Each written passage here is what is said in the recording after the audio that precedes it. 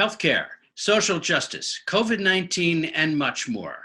Coming up next on Maine Challenge.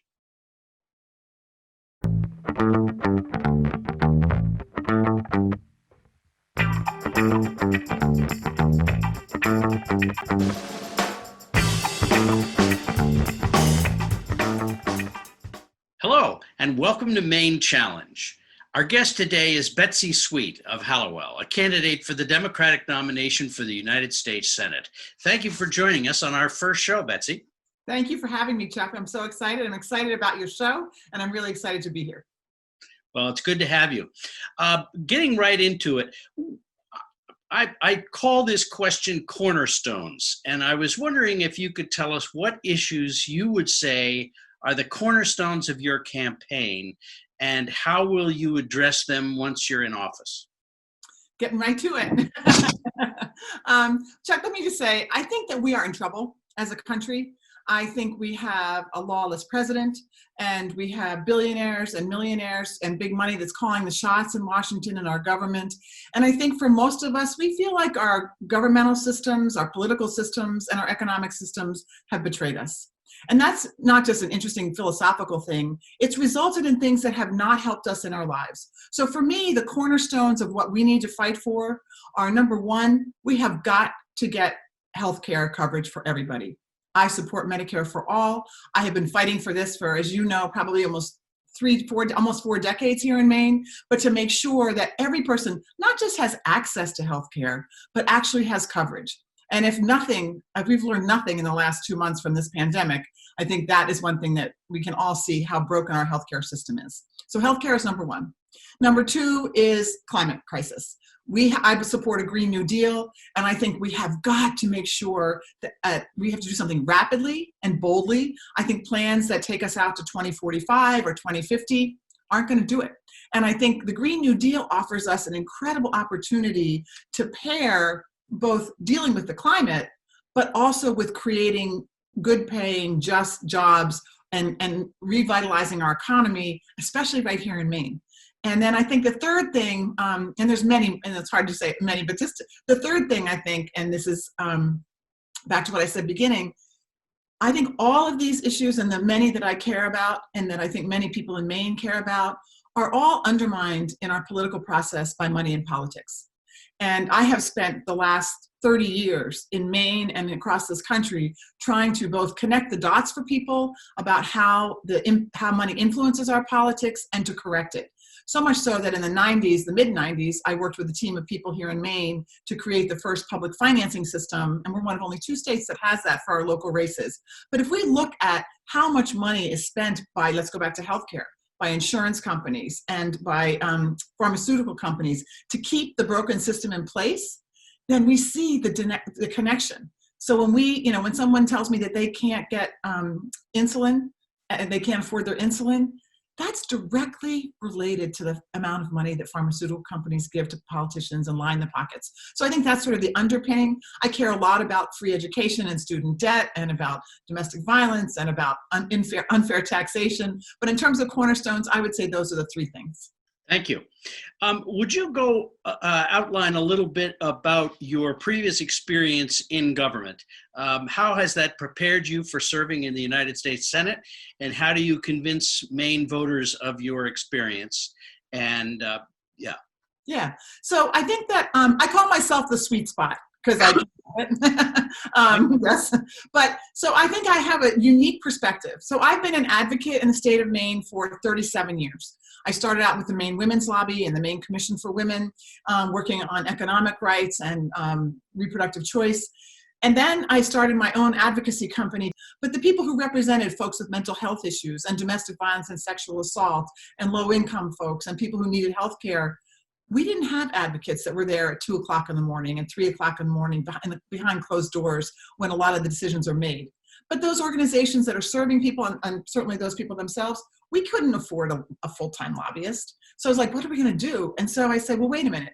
If everyone gave a little bit, then we could at least have somebody there who would make sure that our voices were at the table or to tell us when to be there. And so that's how I started my advocacy group called Moose Ridge Associates. So again, for 37 years, I have been writing legislation, passing legislation. I've worked on every single budget that has come down the pike for the last 37 years. I have worked on helping to train new legislators on how to understand the budget, how to write legislation, as well as people, citizens and advocates and people who are consumers of services that are funded by Maine, how to be involved. And so, again, I know how the process works. I have worked it very successfully, I would say, but I haven't had to be part of the broken system. That system that requires that big money, that requires corporate money to get you elected, to get you where you are, especially if you're in leadership. And so I think it's this, I think we want a fresh perspective. We want, if you will, an outsider perspective, not same old politicians, but we also want someone who has some experience, because we know what happens, or we're seeing at the presidential level right now, what happens when you have someone with no experience in government. And so I think I have this incredibly unique and important perspective that is sort of the best of both worlds. Thank you. I'm sure that you are sick by now, but not everybody has really embraced the fact that our primary election has been moved from what was June 9th. Now the primary is July 14th, Tuesday, July 14th. And I'm wondering if you could just talk a little bit about how you see the primary working out on this new date of July 14th. And do you feel that voting by mail is a safe and workable option for Maine voters? Yeah. So I think it was a really smart decision. This is unprecedented, right? There's no rule book on how to do this. So I think that June 9th, definitely, we knew that voting in person would be out of the question. And also that the time required to get some sort of enhanced system of voting by mail or absentee voting didn't have enough time. So I think it was a good decision that the governor made. That said, I think it's unusual. So I think we have two things working against us. One is that we had the presidential primary for the first time in 20 or 30 years, where people went to the polls in March for the presidential primary. So many people are feeling like, primary, we already did that. We're done. So I think we have to remind people that there is another primary. And I think, as I understand it, again, things are changing, but right now there will be options. You can go online and get your absentee ballot application right now. And then you can get your absentee ballot and sign it in, and you're done. There will be some in-person voting options on July 14th. We don't know exactly what that's going to look like or how accessible or widespread that's going to be, but I can assure you that we will be calling you and reminding you and letting you know that there is, in fact, a primary on July 14th. And again, ordinarily I'd say that's a terrible time because we're in the midst of summer and all our visitors are here, but who knows? We may actually have a lot of time on our hands. I always enjoyed the social aspect of voting. I've lived in the same small town for 40 years, and it's a social event. And I always enjoyed, even when I wasn't running for office, I enjoyed going to the polls and actually seeing people and saying hi. I'm not going to do that this year. I have a lot of faith in our Secretary of State's office and the Bureau of Elections to be able to conduct the election correctly. But I'm going to miss the social aspect of small town voting. Speaking of small towns, our state is divided into two congressional districts, and I'm wondering, and they're definitely different, have different philosophical bents to them. I would expect that as a progressive, you would do well in the first district. How do you think you'll do in the second district, and why?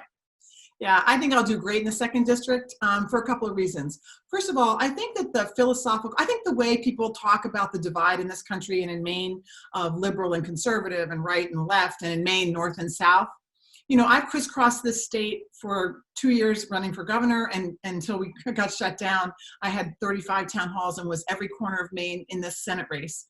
And I don't find that, Chuck. I don't find the divide falls out that way. To me, what I find is that the divide is really between us and a lot of really shared values in Maine that we share commonly across political spectrums. And it's really divide between us and the political establishment that doesn't either listen to us or take care of us. And so when I spent a lot of time in the second district, and of the towns I won in my governor's race, the vast majority of the towns I won were in the second district. And it's people, I haven't met anybody in the state, in north or south, who doesn't believe that if you are sick, you should be able to go to a doctor and get care, or that you should go bankrupt doing it. And the thing that I find the big difference is that people that I speak to, the further away you are from Augusta, the less they believe that anyone understands or cares about their lives. Fishing derby in St. Agathe and at the Long Lake Fishing Derby. It was awesome. There was like 1,400 people there. And I was actually going ice shack to ice shack, talking to people, sitting down and having a little cinnamon whiskey and trying to catch a fish and, talking to people. And what I found was something I find all over, which is people are mad. And as I said, I think in the beginning, people feel like the economic system and the political system has betrayed them. And they want someone who's going to listen, who's going to be there, like they were shocked that I was there and spending time there, but also someone who understands and has lived their experience. My grandpa lobstered, and I grew up on the back of lobster boats and back of trucks. And I think understanding and living as a single mom with 3 kids, for almost 20 years, I think I have a capacity to not only understand, but to have a lot of shared experiences with people. So I don't think the divide is what the media and what a lot of political pundits want us to have.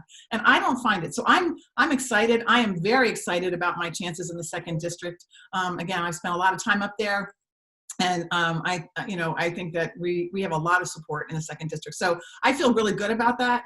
And I just also want to say, to the understanding part, I talked to I was in the diner in Millinocket and I was talking to these guys sitting at breakfast, and we joined them. And he said, Betsy, you know what? He said, I'm not worried about my kid, moving to Boston. I'm not even worried that my kid won't have a job. I'm worried that my kid is going to have 3 jobs. Right now, he's working in the nursing home, at the convenience store, and plowing snow in the winter, just to make enough money to pay the taxes on this house, my little house that he's going to inherit, and the little camp we have. And he said, that's what I'm worried about. And so I think, when we talk and if we understand and talk about those things and actually work on solutions to those problems, I think that, that's what people are waiting for, and that's what they're looking for. Briefly, as you talk to people, do you hear from voters? I know how the candidates feel, and it's easy to understand how the candidates feel, but do you feel that voters also feel that elections are too costly? Oh, 100%. I think that, there's polling about like 97% of Americans, right, believe that there's too much, that money in politics is a problem. The problem is about 90% believe there's nothing we can do about it. Look at this. As I said, this has been a lifelong passion of mine. Back in 1994, in the Maine state legislature, a bunch of us got together and were horrified that a state Senate race cost $6,000 to run. Now that seems like peanuts, but and so we got together and I did the research for the Clean Elections Act. And I said, legislators aren't going to do anything about this until we actually, the money was raised and the vote changed. So unfortunately, we found those cases, and not just one. And so we wrote a report called Elections or Auctions. And I think we are at that stage right now. Are we holding elections or are we holding auctions? And the sad part is, in auctions, you and I and the people I'm talking to, we're not the highest bidders. And so, when people are talking about this race, the Susan Collins race, the people in Washington, again, the pundits, are saying that this race is going to cost between $100 and $150 million, Chuck. And this is a state with 1 million people. My opponent in this primary has already spent almost $10 million. And I think we're going to have 100,000 people vote in this race. Like, what is that? So it does a lot of things. It's not just that it's, just think how in this pandemic, what we could do with $150 million that would actually help Mainers. But I think the other thing is that it really affects what issues get brought up or don't get brought up, and who legislators talk to, and how they spend their time. So people who are elected to Congress are spending their time raising money and hobnobbing with wealthy people who can donate, instead of figuring out, okay, how the hell are we going to get health care? What are we going to, not the if, but how, and how are we going to create green new jobs? And, and so it's got a lot of tentacles. That problem has a lot of tentacles. Right. You're making great transitions you're doing my job for me. And I appreciate is Maine striking a good balance in addressing the challenge of the COVID-19 coronavirus And what would you do differently if you were leading the charge against it? I think certainly Governor Mills and Dr. Shaw have done a really good job. I mean, it's such a, again, there's no playbook for this. We don't have any idea. And so I think, keeping people safe and, and trying to figure out how to keep the economy going and, helping people, I think, on the state level, I think we're working really hard and everyone's doing a really good job trying to make that work. I know we've had trouble, a lot of people, and my heart goes out to you, trying to get unemployment insurance and sole proprietors, and it's taking too long, and I understand that. My problem is at the national level. We are first of all, we're having a conversation, we're having big conversations about the value of a human life versus money. And, you hear some extraordinary things coming out of people's mouths about, well, some people are gonna have to die. We have to open up the economy. And I think that there's a path forward for that, but it's not that. But if we look at the bailout, if we look at how much money, when we did the first bailout of $2.5 trillion, $400 billion of that went to people through unemployment and help, and that's a good thing.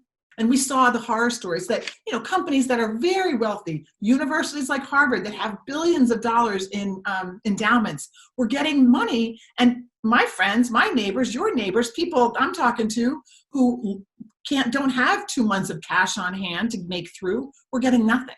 And that is, again, 100% attributable to the lobbyists writing the bills, to people, and there was all kinds of things that I think we don't even know yet about. There was a huge tax break for real estate developers snuck in this thing, and again, there's a lot of specifics that I think, but I think it also adds to people's cynicism about Washington. And I think there's a huge problem. I also think the lack of a national response and a coordinated response to get personal protection equipment, ventilators. There was a way to do this and triage this at a national level that could have saved a lot of lives, that could have protected a lot of people. That didn't happen. I think that the president abdicated his responsibility, then in many cases made it worse. And there was no national coordinated strategy. And I think it's led to a lot of loss of life. So on that level, I think we should be furious, and we should be demanding change, and certainly demanding change in 2020. Oh, thanks. But by January, when you're sworn in, more than $4 trillion will have been spent on the economic recovery. How will Senator Sweet meet the challenges of creating a budget with deficits of that size? I think the issue of deficits and the issue of resources in Maine, in this country, has really gotten skewed. First of all, every time we try and do something that's for people, for you and me and our friends and neighbors, like healthcare, or like creating jobs, or like paying a livable wage, or like doing paid sick leave or paid family medical leave, no money, can't do it. But whenever we need to bail out Wall Street, or we need to create a tax cut, for the richest corporations and the richest people, all of a sudden that money is no problem. So I don't think it's so much of I think the issue is not the amount of resources, Chuck. I think it's how we spend it. And I think that the priorities have been completely away from American people, away from Mainers, away from us regular middle class working families, low income folks, and totally on behalf of the corporations. So the first thing that I want to do is pull the curtain back and tell the truth about where this money is going. For example, one of my favorite examples, or not favorite, one of the worst examples, but are paying, oops, can you hear me? You dropped out for a second, but I can hear you now. Okay, sorry. So our tax dollars are tune of $20 billion a year. So $20 billion we are giving to the richest corporations in the world to do something that's killing us and killing the environment, right? So that's just one example. We have others, we have certainly the tax cuts, and we have and the fact that we've got Amazon and General Dynamics and Duke Energy, these huge corporations that are making billions of dollars in profit, who are paying zero in taxes, while you and I are paying between 20 and 30% of our hard-earned money. Like, that's not right. And when we correct that, the deficit conversation and the resource conversation changes completely. So I think we have to pull the curtain back, do some truth telling, and really say, okay, what are we really dealing with here? Because this idea, and you're in the legislature, the whole idea of working on budgets and sifting through budget documents, it's hard. And that's one of the things I think I bring as Senator Sweet to this is I know how to read those budgets. I know how to look for where the bones are buried. I know how to find those pockets that are just sort of get shuffled under and we're not supposed to know about it or think about it. And in fact, there's money there. And so I think the deficit conversation needs to pivot to a completely different conversation about priorities. Well, that's very interesting. I'm also concerned, talking about big problems, how we get our country back on track by addressing the climate crisis. Mm. If we don't deal with this, right, all the rest of the problems don't matter, right? And so I think one of the things that's possible, first of all, I think we have to define it differently. Instead of just saying, oh, it's a crisis and, it's too bad, we have to look at it as a national security threat, because our security is threatened. And I think that there's a lot of evidence that the COVID crisis and even the giant bees that are landing, the killer bees that are here or whatever, they're all related to climate. And and as I said, my grandpa was a lobsterman. And so, in Maine, we live the climate crisis, right? Not just because we care about Earth and, and the clean environment, but our lobster resources, our fisheries, our woods, our farmers, our agriculture, we live it. And it's the backbone of our economy as well as part of our heart and soul. So I think we have to address it as a crisis, and we have to put the same amount of energy and resources as we do to the pandemic we're going through, right? Imagine, I've had young people say to me, Betsy, imagine if we treated the climate crisis like we're treating this pandemic.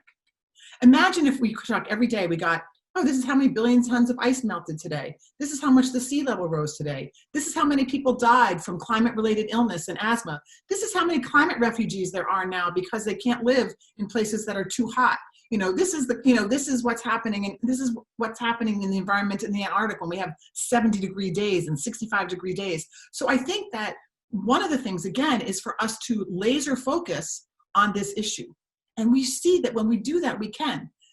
The other thing that I think is so promising is that for years, when I've been doing environmental activism for a long time, and I think even when you were a legislator, the economy and the environment were like this. Like either you were for economic development or you were for the environment, but they were like this. Now, it's just the opposite. We can create an economy, especially right here in Maine, that is good for the economy and is good for the environment. I think Maine could be the epicenter of creating green energy between the ocean and the sun and the wind. And if we put it on a public grid, we could export it, not just make ourselves fossil fuel free, but we could export it to the rest of New England.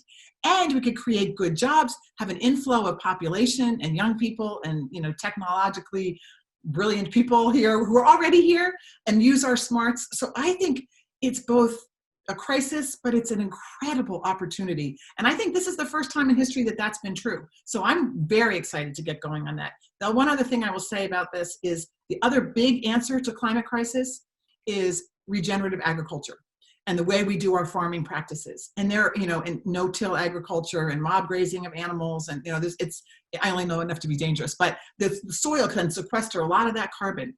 And we have young farmers, new farmers, organic farmers in Maine who are on the cutting edge, and Shelley Pingree has been on the cutting edge of this in Congress, and I can't wait to go to Washington and help her out on the Senate side. I know Angus has been doing some as well, but I think this is, again, it's a crisis, and we should mobilize ourselves and resources that way. But man, I think we have some incredible opportunities to do something good. Well, that's incredible. I have figured out that we need more than 27 minutes to cover all the before you, but it's been very interesting to listen to your answers and to hear your energy, feel your energy, and your sense of leadership, which I really appreciate and respect. One more question. If you, and this has to be quick, but if you're successful in the July 14th primary, July 14th, did I say July 14th? July 14th. If you're successful in the July 14th primary, how will you beat Senator Collins? I'm not so interested in being against Senator Collins. I'm much more interested in being for the people of Maine. And I think she has left us, and I think we need someone in Washington who is on our side. And I think as we talk about these issues, just like we have here today, and we say this is what it looks like when you have a senator on your side, I think people are going to come pretty easily. And so I'm very excited. I can't wait to have policy debates and talk about what this is like. And again, I'm not interested in saying what's not good and how bad the other person is. I want to know, and I want to talk about what we're for, and what we're going to do to move Maine forward. That's how I've spent my life, and that's what I want to do in the U.S. Senate. Well, thank you so much, Betsy Sweet. It's been a very interesting half an hour, and I hope we can get you back in another future show. But thank you so much for being a part of Maine Challenge this week, and good luck to you in your coming 2 elections. Thank you, Chuck, so much. Thanks for having me. And anybody who wants to go to betsysweet.com, and we would love to have you join us. Join us next Sunday at 10, 2, or 6 for another episode of Maine Challenge, a presentation of Lincoln County Indivisible.